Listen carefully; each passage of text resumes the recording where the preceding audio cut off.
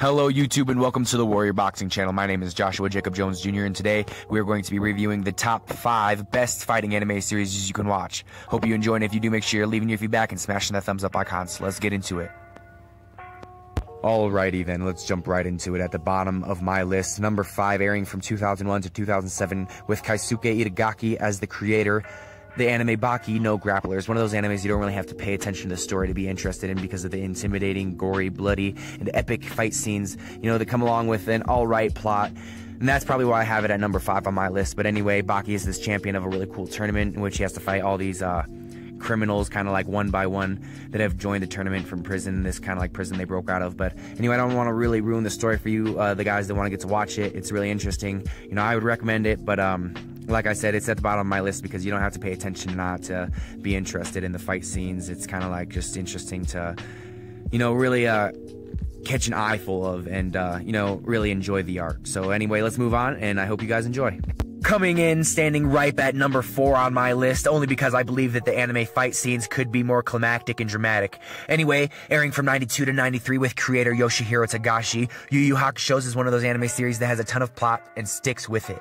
With main character Yusuke Urameshi, it keeps the story interesting and always has a climactic or wholesome resolution while staying unique and interesting. Like an original anime, it has a ton of, really interesting art, definitely get an eyeful.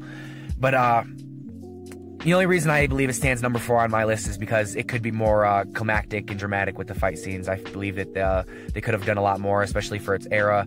I feel like that the feel of everything back then was supposed to be very characterized. But anyway, tell me where this comes in on your list. I'd like to hear it. I'd like to see your feedback.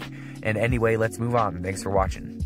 Next, coming in bright and heavy at number 3 with world-renowned creator Akira Toriyama, first airing with the title Dragon Ball 1986 to recent times with Dragon Ball Super.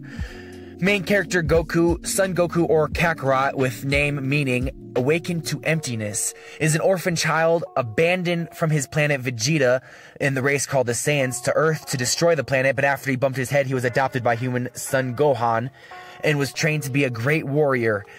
After learning to become the great legendary Super Saiyan and becoming a household title in many American homes, he became one of the greatest anime characters in history, leaving a great impression for anime characters to come afterwards. So, I greatly appreciate this anime. It's one I grew up on, and I definitely love it, and I hold it at high regards, but it's just not my favorite. Tell me where you guys hold this in your list, and let's move on. I hope you guys enjoy. Just when you thought you lost all hope for modern-style sports-based animes, along comes this masterpiece by TMS Entertainment, the Mona Lisa Megalobox. Gearless Joe being the main character, this Rocky-esque style series with a hint of real steel has great artwork with a classic style and original unique touch. Airing in 2018 to recent, it's a great story of an underdog that I definitely recommend you to watch, and if you enjoy boxing animes, this is probably one of the best you can get into. It's definitely a phenomenal underdog story, and, it keeps you on edge, not just because the fights are alright, but because, you definitely feel for the characters, and you really get a personal grasp on the story itself. You can relate to everybody in the story, and you definitely feel connection. Anyway, tell me where this is on your list. I'd definitely like to hear, and let's move on to the final number 1.